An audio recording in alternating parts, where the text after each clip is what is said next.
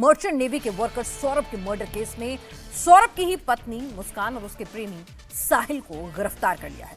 Police ने murder का खुलासा करते हुए बताया कि पत्नी मुस्कान ने 4 मार्च की रात में सौरभ को खाने में बेहोशी की दवा दी। सोने के बाद प्रेमी साहिल को बुलाकर चाकू से मारकर हत्या करवा दी। बाद में दोनों ने मिलकर शव के कई टुकड़े किए और फिर एक बड़े ड्रम में टुकड़े डालकर सीमेंट से उसे भर दिया और दोनों हिमाचल घूमने चले गए। लड़की की मां के पूछने पर लड़की ने वारदात के बारे में तो बताया, उसके बाद जाकर ये पूरा मामला खुला है। पहले तो उन्होंने बात घुमाई फिराई कि मम्मी उसके घर वालों ने ही मारा है मेरे सामने, और उसके घर वाले ही वहाँ ले गए थे। हमें उसकी बात पे विश्वास नहीं हुआ। उसके घर वाले उससे बहुत प्यार करते थे, हमें पता है सब। हमारी बच्चियाँ कहाँ कैसे माहौल में गई है हमें पता है। उसके घर वाले सौरभ से बहुत प्यार करते थे। पहले उनने खुद कही हमसे, हमें विश्वास नहीं हुआ। हमने उससे बेटा बेटा करके हम उससे प्यार से बात कर रहे हैं। मैंने कहा बेटा सच बता दे, तू इतनी ऐसी बेवकूफ़ नहीं है कि तेरे सामने कोई तुझे मारेगा और तुझे कोई चीखेगा भी, तू आवाज़ नहीं देगी। तू 15 दिन से शिमला वगैरह में घूम रही है, तुझे जरा सा भी मौका नहीं मिला।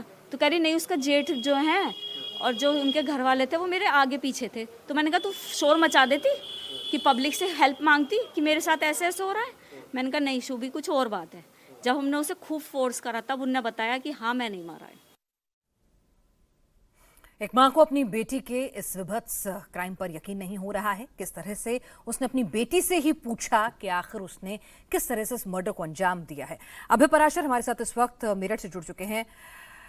अभय, हमने फिल्मों में देखा है इश्क किल्स डेंजरस इश्क, और यहां तो मेरठ में इसका जीता जागता उदाहरण है।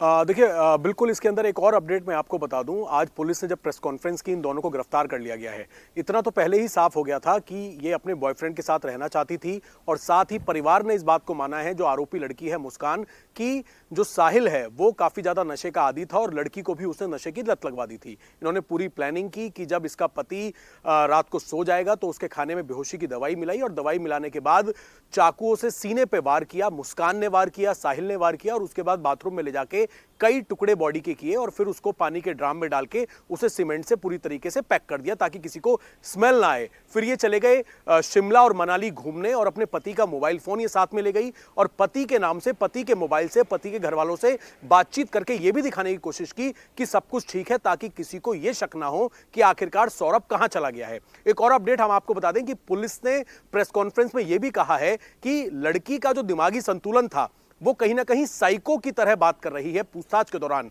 क्योंकि पूछताछ में मुस्कान ने यह बताया है कि उसने 2-3 फेक आईडी स्नैपचैट और कुछ सोशल साइट्स पर बनाई हुई थी। जो इसका बॉयफ्रेंड है साहिल, क्योंकि वो बचपन में इसके स्कूल का दोस्त था, उसके साथ ये पहले रह चुकी थी, अभी हाल ही में इसकी दोबारा उससे दोस्ती हुई।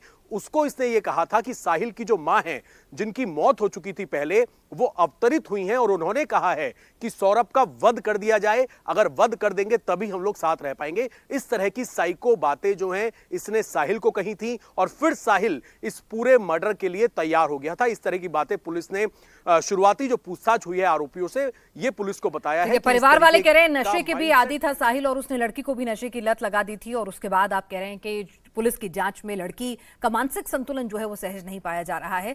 इस तमाम अपडेट के लिए आपका शुक्रिया।